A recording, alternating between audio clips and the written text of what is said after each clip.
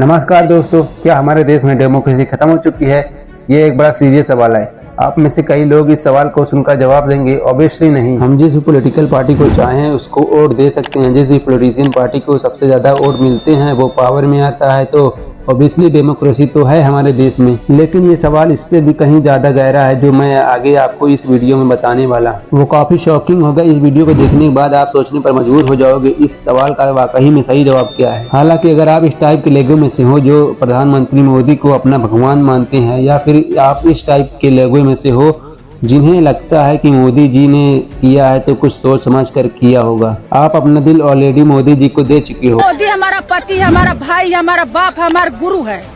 आप सब बोलिए, क्यों आपको लगता है कि मोदी जो और योगी जी वो विकास दे पाएंगे जो और कोई नहीं दे? हम उनके ऊपर दिल दे बैठे ऐसे हैं। केस में आपके लिए मुश्किल हो सकता है अपनी आंखें खोलकर सच को हजम करना, लेकिन सब लोगों के लिए अगर आप सही मायने में देश की परवाह करते हो तो आज का वीडियो बहुत जरूरी है। बात यहाँ किसी एक इंसिडेंट की नहीं है, बल्कि यहाँ ढेर सारी ऐसे इंसिडेंट की है जो एक के बाद एक होए जा रही हैं। पिछले कुछ महीनों से, पिछले कुछ सालों से वो सारे इंसिडेंट जो सिर्फ एक चीज की ओर इशारा करते हैं कि हमारा देश वन नेशन वन पार्टी की ओर आगे बढ़ रहा है। मीडिया से ओपोजिशन की आवाज को पूरी तरह से खत्म कर देना, एमएलए की हॉर्स ट्रेडिंग, इलेक्ट सरकारों से पावर छीन लेना, नए कानून बनाकर इन्वेस्टिगेटिव एजेंसीज का वेपनाइजेशन, ईडी सीबीआई का प्रेशर बनाकर ओपोजिशन पॉलिटिशियन को जेल भेज देना, राज्य सरकार के कामों में इंटरफेयर कर गवर्नेंस का इस्तेमाल करके राज्य सरकार से ही फ्रॉड को ही विथहोल्ड कर लेना, जनता से प्रोटेस्ट करने का अधिकार ही छीन लेना, और अगर कोई प्रोटेस्ट करे तो उनका टीयर गैस और रबर बेल्ट से स्वागत करना, और अगर कोई ओपोजिशन कैंडिडेट जीत भी जाए तो सीधा इलेक्शन फ्रॉड करके खुद को जीता लेना। डेमोक्रेसी के ऊपर डिस्कशन करने से पहले दोस्तों हमें ये जान लेना चाहिए डेमोक्रेसी होती क्या है। बेसिक कॉन्सेप्ट है, लेकिन ज्यादातर लोगों को इस कॉन्सेप्ट पर बहुत भारी भरकम मिसअंडरस्टैंडिंग रहती है। कुछ लोगों को लगता है कि अगर देश में रेगुलरली इलेक्शन हो रही है और अगर आप वोट डालने जा सकते हो तो इसका मतलब है देश एक डेमोक्रेटिक देश है। लेकिन पता है क्या, इलेक्शन तो नॉर्थ कोरिया में भी होती है। मजाक नहीं करने हैं, रेगुलर इलेक्शन होती है नॉर्थ कोरिया में। 100% वोटर्स टर्न आउट भी देखने को मिलता है उन इलेक्शन में। लेकिन बस फर्क ये है कि अगर आप सरकार के द्वारा चुने गए ऑफिशियल कैंडिडेट के लिए वोट नहीं डालोगे तो एंटी नेशनल कंसीडर किया जाता है। आपकी जॉब छीन ली जा सकती है,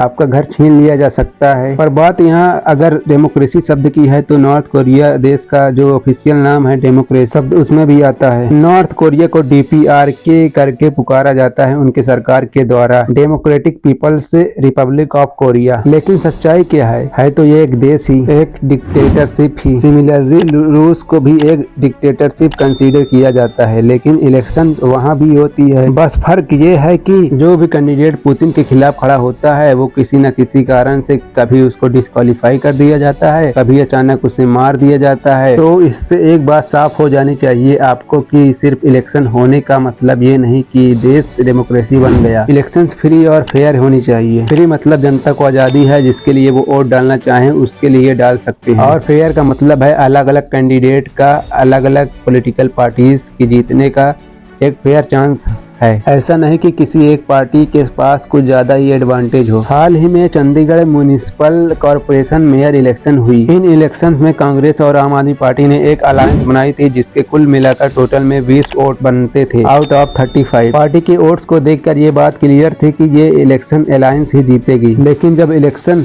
एक्चुअली में हुआ तो वहाँ के प्रेसिडिंग ऑफिसर ने क्या किया, इन्होंने 8 कांग्रेस और आम आदमी पार्टी के वोट्स को इनवैलिड डिक्लेयर कर दिया और सीधा इलेक्शन में फ्रॉड हुआ। यहाँ पर इसे CCTV कैमरा में भी कैप्चर किया गया और